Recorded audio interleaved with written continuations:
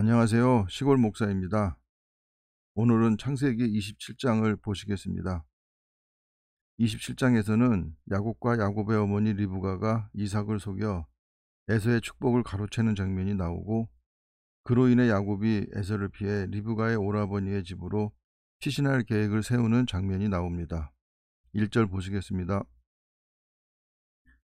이삭이 나이가 많아 눈이 어두워 잘 보지 못하더니, 당시 이삭의 나이가 약 137세이고 야곱은 약 77세입니다. 맏아들 에서를 불러 이르되 내 아들아 하매 그가 이르되 내가 여기 있나이다 하니, 이삭이 이르되 내가 이제 늙어 어느 날 죽을지를 알지 못하니 14년 전에 죽은 이스마엘의 죽음에서 어떤 암시를 받아 임종을 대비하고자 한 것으로 보이는데, 이삭은 실제로 180세에 사망을 합니다.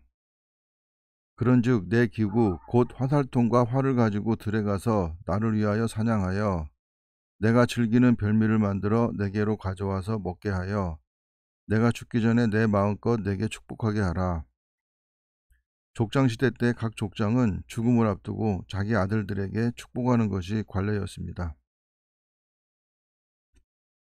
이삭이 그의 아들 에서에게 말할 때에 리브가가 들었더니 에서가 사냥하여 오려고 들로 나가매, 리브가가 그의 아들 야곱에게 말하여 이르되 내 아버지가 내 형 에서에게 말씀하시는 것을 내가 들으니 이르시기를 나를 위하여 사냥하여 가져다가 별미를 만들어 내가 먹게 하여 죽기 전에 여호와 앞에서 내게 축복하게 하라 하셨으니, 에서가 야곱에게 장자의 명분을 판 것을 리브가도 알고 있었던 것 같습니다. 그런즉 내 아들아 내 말을 따라 내가 내게 명하는 대로, 리브가는 과거에 아브라함의 종 엘리에셀을 통해 이삭과의 결혼 제의를 받았을 때도 신속히 결단하여 행동에 옮겼던 것을 볼 수 있었습니다. 염소떼에 가서 거기서 좋은 염소 새끼 2마리를 내게로 가져오면 내가 그것으로 내 아버지를 위하여 그가 즐기시는 별미를 만들리니, 내가 그것을 내 아버지께 가져다 드려서 그가 죽기 전에 내게 축복하기 위하여 잡수시게 하라. 리브가의 결단력과 책략은 뛰어나나 형제간의 편애로 인해 그들의 사이를 갈라놓게 되는 것을 볼 수 있습니다. 야곱이 그 어머니 리브가에게 이르되 내 형 에서는 털이 많은 사람이요 나는 매끈매끈한 사람인즉 아버지께서 나를 만지실진데 내가 아버지의 눈에 속이는 자로 보일지라. 어머니의 제안을 거절하거나 어머니의 그릇된 생각을 돌이켜보려 하지 않는 성품이 리브가와 야곱이 닮은 점으로서 모자간이 똑같이 탐심이 가득한 성품을 지니고 있는 것을 볼 수 있습니다. 복은 고사하고 저주를 받을까 하나이다. 구약의 히브리인들은 가부장의 고난을 절대적인 것으로 생각했으며, 아버지가 자녀에게 수여하는 복과 저주는 곧 신적 권위를 지닌 것으로 믿었습니다. 어머니가 그에게 이르되 내 아들아 너의 저주는 내게로 돌리리니 내 말만 따르고 가서 가져오라. 그가 가서 끌어다가 어머니에게로 가져왔더니 그의 어머니가 그의 아버지가 즐기는 별미를 만들었더라.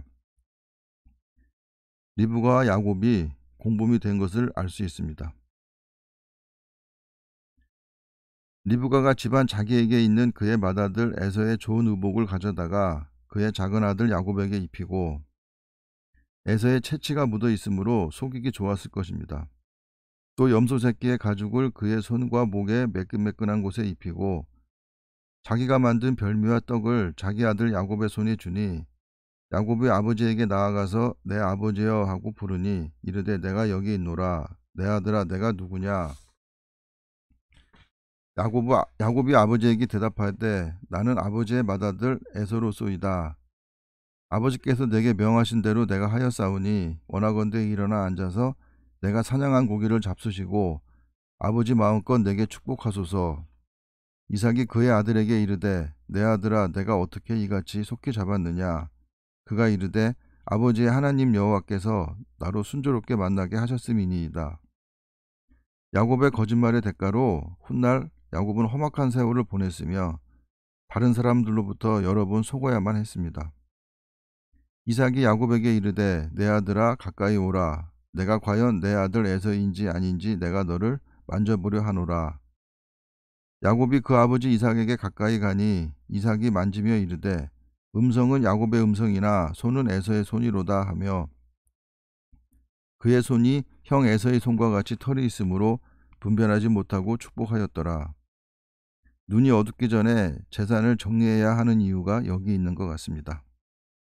이삭이 이르되 내가 참 내 아들 에서냐? 그가 대답하되 그러하니이다. 이삭이 이르되 내게로 가져오라. 내 아들이 사냥한 고기를 먹고 내 마음껏 내게 축복하리라. 야곱이 그에게로 가져가매 그가 먹고 또 포도주를 가져가매 그가 마시고 그의 아버지 이삭이 그에게 이르되 내 아들아 가까이 와서 내게 입맞추라. 그가 가까이 가서 그에게 입맞추니 아버지가 그의 옷에 향취를 맡고 그에게 축복하여 이르되 야곱을 축복한 것은 그를 언약 백성으로 택한 하나님의 섭리일 것입니다. 내 아들의 향취는 여호와께서 복주신 밭의 향취로다. 복주신 밭은 약속의 땅 가나안을 말합니다. 하늘의 이슬과 팔레스타인에서는 낮과 밤의 기온차가 심하여 많은 양의 이슬이 내리므로 가뭄에도 식물이 살아남을 수 있다고 합니다. 땅의 기름짐이며 풍성한 곡식과 포도주를 내게 주시기를 원하노라. 만민이 너를 섬기고 열국이 내게 굴복하리니 이 말은 역사적으로 다윗과 솔로몬 때에 일시적으로 성취되었습니다.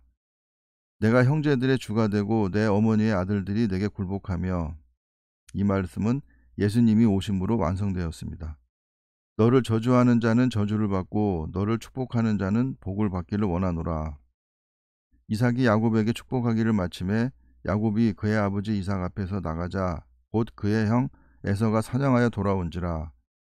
그가 별미를 만들어 아버지에게로 가지고 가서 이르되 아버지여 일어나서 아들이 사냥한 고기를 잡수시고 마음껏 내게 축복하소서.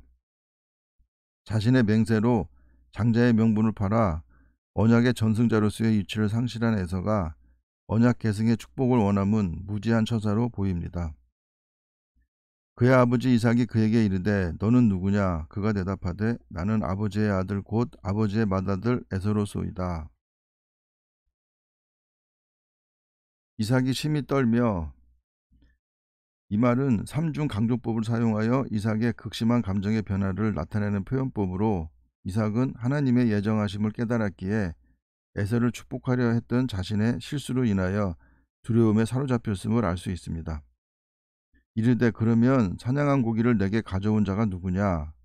내가 오기 전에 내가 다 먹고 그를 위하여 축복하였은즉 그가 반드시 복을 받을 것이니라.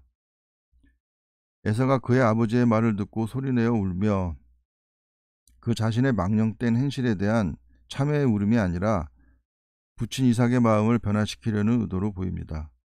아버지에게 이르되 내 아버지여 내게 축복하소서 내게도 그리하소서. 에서는 자신이 팥죽 한 그릇에 장자의 명분을 판 것을 망각하고 있습니다. 이삭이 이르되 내 아우가 와서 속여 내 복을 뺏어갔도다. 이삭은 에서에게도 축복하고 싶었으나 하나님의 뜻이 아님을 알고 끝내 에서에게는 축복하지 않았던 것을 알 수 있습니다. 에서가 이르되 그의 이름을 야곱이라. 야곱의 이름의 뜻이 발꿈치를 잡은 자, 속이는 자, 탈취하는 자입니다. 함이 합당하지 아니하니까 그가 나를 속임이 이번이 두 번째이니이다. 전에는 나의 장자의 명분을 빼앗고 야곱이 빼앗은 것이 아니라 에서가 판 것입니다. 이제는 내 복을 빼앗았나이다. 또 이르되 아버지께서 나를 위하여 빌 복을 남기지 아니하셨나이까.